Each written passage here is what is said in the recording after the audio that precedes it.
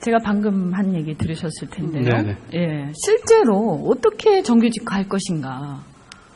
용역 계약인 경우에요. 그 지금 이상한 일들이 벌어지고 있다. 급진적으로 계약을 마구잡이로 파기하고, 뭐 인천공항이긴 합니다만. 그리고 저는 근본적으로 인천공항은요, 국민들의 불편을 담보로 독점 체제를 유지해서 지방공항을 억압시키고 거기에 국제 노선을 개설을 안 하고 이렇게 해가지고 독점의 이익을 누리는 곳입니다.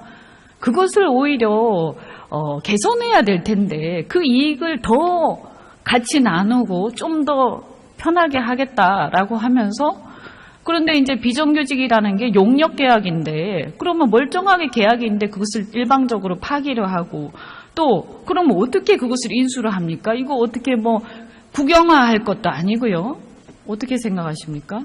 네, 지금 인천공항 비정규직 문제에 있어서는 저희가 여러 유형의 인천공항 비정규직도 여러 유형이 있으니까요. 유형에 따라 가지고 정규직으로 전환하는 그룹도 있을 거고, 또 남아 있으면서 처우 개선을 좀 해야 될 부분도 있을 거고, 또 끝까지 비정규직으로 있어야 될 그런 부분도 있어야 된다 생각하기 때문에 거기에 따라서 전반적으로 보고 있고요. 그런 과정에서 생겨나는 그런 문제들에 대해서는 주무처와 같이 잘 보도록 하겠습니다. 공공부문의 비정규직이 전체 비정규직이 5%도 안 됩니다. 그러면 우리가 혈세를 투입해서 공공부문만 정규직화를 억지로 했을 때, 그럼 그게 마중물이 됩니까? 어떻게 됩니까?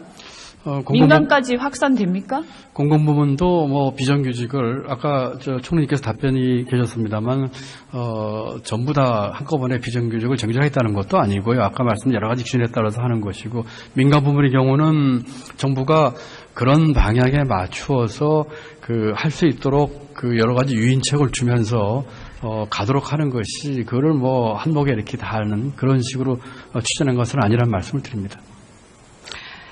단과해서 안 될 것이요. 우리가 혈세를 투입을 해야 됩니다. 어차피 그런 작업들을 하기 위해서는. 그러면 국가 재정 공평하게 배분해야 하는 것이 철칙입니다.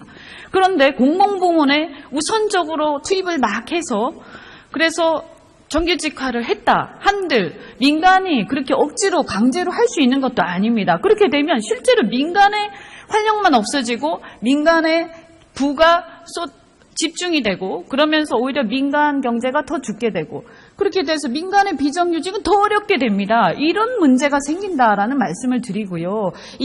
오히려 저는 민간의 정말로 어려운 비정규직의 이 처우를 어떻게 개선할 것인가, 실제로 현실적인 문제를 고민을 해야지 너무나 뜬구름 잡는 식으로 해서 일이 생각처럼 풀리지 않을 가능성이 굉장히 높다고 생각합니다. 동감을 하고요. 그래서 아까 말씀드린 것처럼 민간 부문에 있어서의 비정규직 문제도 그렇게 일방적으로 하는 것이 아니라 아까 말씀드린 것처럼 개선하도록 유도하고, 또 그렇지 않은 비정규직을 정규직으로 고치는 것이, 전환하는 것이 좋은데도 불구하지 않는 것에 대해서 어떤 식으로 대응한다든지 이런 식으로 정부가. 저는 이렇게 계속 가면 공공과 민간의 격차가 심화되고 격차 해소가 아니라 격차 심화로 간다, 이런 얘기입니다. 무슨 말씀인지 충분히 알겠고 공감을 하고요. 다만 민간과 공공의 격차 문제는 이 문제만 가지고 볼 것은 아니고요. 근데 더 심화하는 쪽으로 가고 있잖아요. 그러니까 이제 민간 부분에 대해서 5%를 위해서. 예, 말씀하신 취지 잘 알겠습니다. 네. 그렇지만 민간 부분 공평하게 배분해야 될 거 아니에요. 잘 알겠습니다. 민간 부분에 대해서 저는 이거 심각하다고 생각합니다. 나중에 그 결과를 책임질 수 있습니까? 민간 부분에 대해서 정부가 일방적으로 어떤 방향으로 몰고 간다고, 또는 그렇게 할 수 있는 정책의 툴이 있는 것도 아니고요. 그런 방향에 맞춰서 우리 경제 구조를 끌고 가는데, 그렇게 가게끔 하는 데 있어서 민간이 가능하면 자발적으로 그런데 참여하면서 좋은 구도로 만들게끔 하는 것이 정부의 방향에다 이렇게 이해해 주시면 좋을 것 같습니다. 한정된 재원이니까요. 공무원 증원하기도 마찬가지입니다. 한정된 재원입니다. 어디에 먼저 쓸 것인가, 뭐가 가장 시급한가, 이 문제인데 5년 끝나고 나면 공무원 더 이상 안 뽑을 겁니까? 공무원은 어차피 중장기 공무원 수급 계획에 따라서 또 일정 부분 뽑히는 사람 더 뽑는 부분도 있고, 또 정년에서 나가는 숫자도 만만치 않고 그 계획을 같이 가지고 있습니다. 지금 17만 명 채용했을 때 총 350조 늘어난다. 30년 뒤에는 그 국회 예산 정책적 통계인데 그것도 문제지만요. 제가 볼 때는 그럼 지금 예를 들어서 지금 고등학생들 그분들은 그때 되면 이제 공무원 뽑을 일이 없어요. 왜냐하면 다 뽑았기 때문에 5년 동안. 아니, 꼭 그렇지는 않고요. 땡겨 쓰는 것도 아니고. 꼭 그렇지 않고요. 말씀드린 것처럼 공무원 수급을 보면은 뽑는 인원도 있고 또 자동적으로 퇴직하는 인원도 있기 때문에 그 순환의 고리는 계속 될 것입니다. 다만 저희가 법정 요건이 부족하거나 또는 현장에서 꼭 필요한 공공부문 인력에 대해서 지금 일정 부분 보완을 하면서 그러면 그거는 일자리 창출이라고 얘기하시면 안 되죠. 그냥 필요한 수급에 따라서 뽑는 거죠. 그걸 왜 일자리 창출이라고 내세웁니까? 오히려 저는 지금 일자리요 투입할 재원이 있으면 어디에 써야 되느냐? 지금 구조조정이 시급하지 않습니까? 조선, 해운 이런데 실직된 사람들한테 써야 됩니다. 그분들은 다 길거리에 나앉고 있는데 그게 더 중요하죠. 어째서 멀쩡한 공무원 일자리 늘리는 게 더 시급합니까? 그런 형식적인 것에 집착하면 안 됩니다. 조금 디멘전이 다른 얘기를 하고 계셔가지고 어떻게 설명을 잘 드릴지 모르겠는데 조선이라든지 또 지금 해운이라든지 그러니까 그것도 예? 실직 대책에 돈이 많이 들잖아요. 근데 제대로 지금 돈이 없으니까 못 쓰고 있지 않습니까? 거기 먼저 써야 된다. 멀쩡한 일자리 유지하는 게 더 중요하죠. 그런 부분도 저희가 많이 신경을 쓰고 있고요. 어쨌든 정부에서 재정을 쓰는 의사결정은 결국은 정책의 우선순위에 따라서 하는 것이고 그런 면에서 이런저런 저희가 우선순위 높은 부분에 쓰는 측면의 의사결정이 됐다 이렇게 이해해 주시면 좋을 것 같습니다. 제가 소득주도 성장에 대해서도 좀 말씀드리고 싶은 게요. 일단 이 구조 자체가 일단 임금이 인상되면 소득이 증가되고 그 총소득이 증가돼서 내 소비가 증가되니까 내수가 증가돼서 성장한다 이거잖아요. 근데 이 전제가 지금 현재 안 맞아요. 우리나라하고요. 첫 번째 임금이 인상이 제대로 됩니까? 이 한계 기업이 많잖아요. 그죠? 그 다음에 자동화되면 일자리 없어지잖아요. 그러니까 임금 인상이 제대로 안 돼요. 총소득이 늘어난다고 했는데 이 총소득도 반영이 제대로 안 돼요. 그래서 그 다음에 또 문제가 뭐냐면 거기서 소비가 늘어나야 되는데 가계부채 때문에 소득이 실제로 임금이 형식적으로 늘어나도 사람들이 부채 이자 갚는 데 바빠서 소비 안 한단 말이에요. 이런 우리나라의 특수한 상황이 있어요. 그리고 내수시장 규모가 너무 작기 때문에 한계가 있어요. 이게 우리나라에 통한다고 생각합니까? 제가 좀 설명을 드릴까요? 좋은 분석을 해주셨는데요.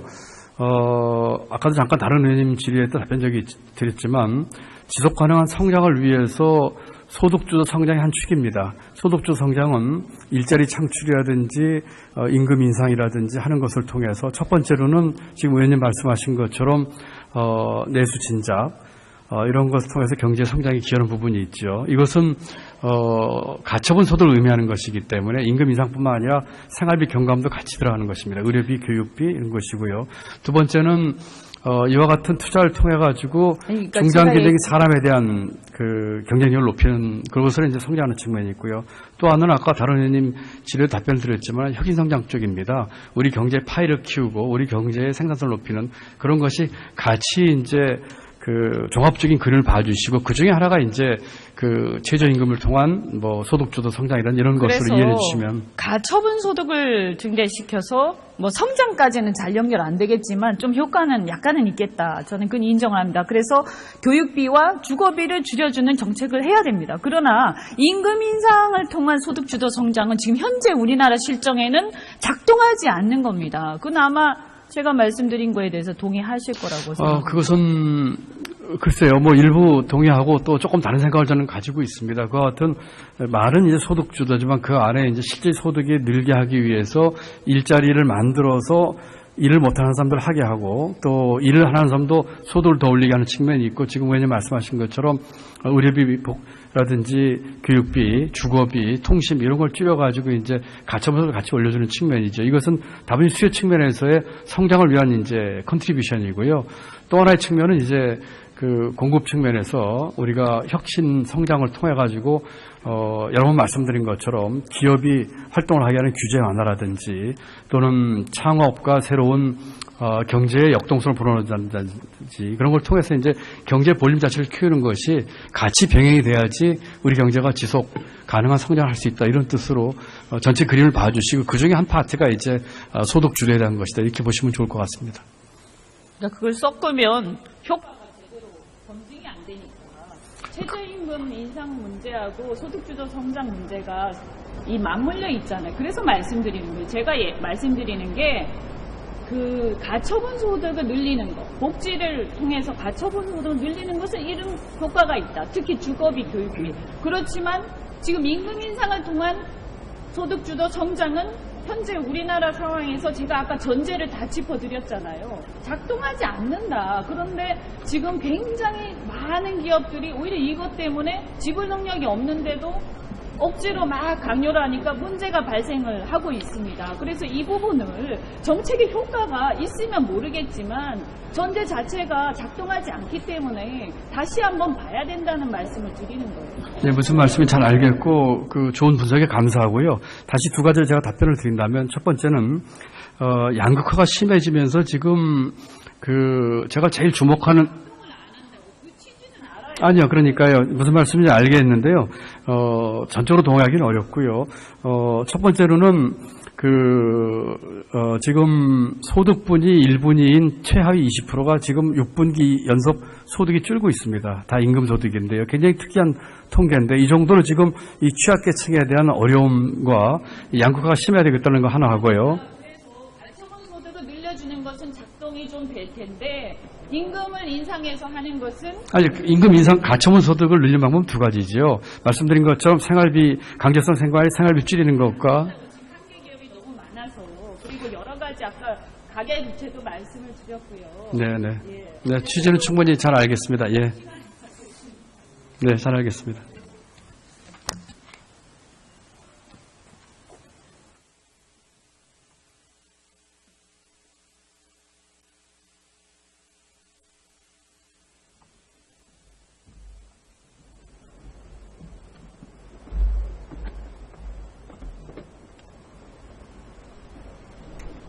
이대로 가면 대한민국 경제는 침체가 문제가 아니라 파탄의 길로 갈 것이 자명합니다.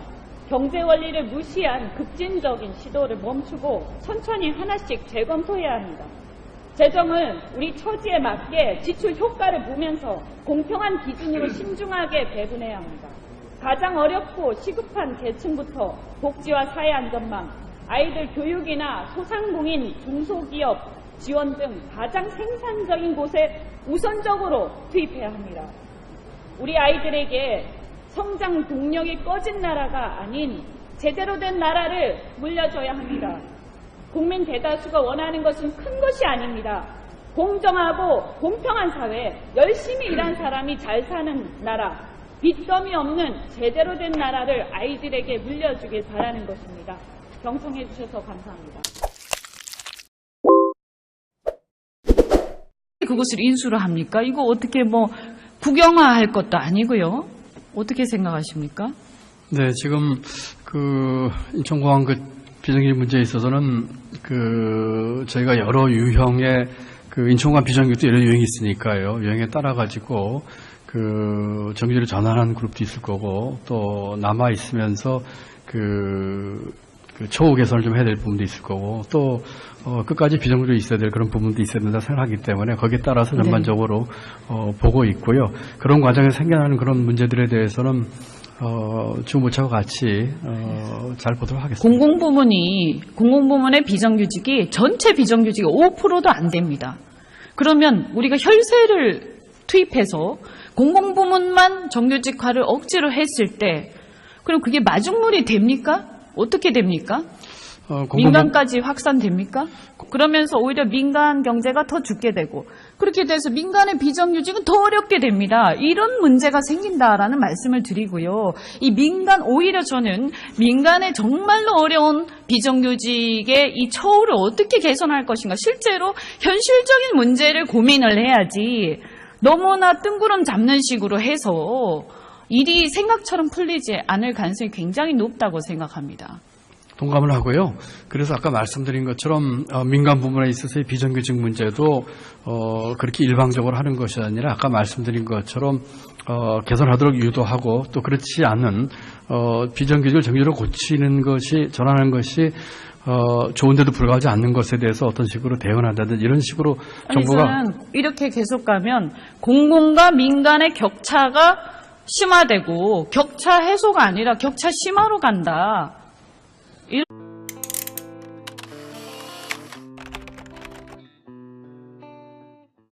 제가 방금 한 얘기 들으셨을 텐데요. 네네. 예, 실제로 어떻게 정규직화 할 것인가. 용역계약인 경우에요.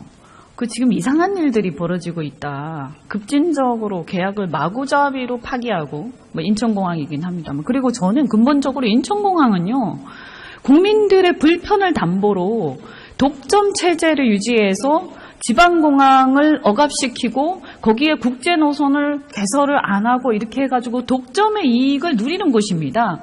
그것을 오히려 개선해야 될 텐데 그 이익을 더 같이 나누고 좀 더 편하게 하겠다라고 하면서 그런데 이제 비정규직이라는 게 용역 계약인데 그러면 멀쩡하게 계약인데 그것을 일방적으로 파기를 하고 또 그러면 어떻게 공공부문도 비정규직을 아까 총리님께서 답변이 계셨습니다만 전부 다 한꺼번에 비정규직을 정지하겠다는 것도 아니고요. 아까 말씀 여러 가지 기준에 따라서 하는 것이고 민간 부문의 경우는 정부가 그런 방향에 맞추어서 할 수 있도록 여러 가지 유인책을 주면서 가도록 하는 것이 그거를 한목에 이렇게 다 하는 그런 식으로 추진한 것은 아니라는 말씀을 드립니다.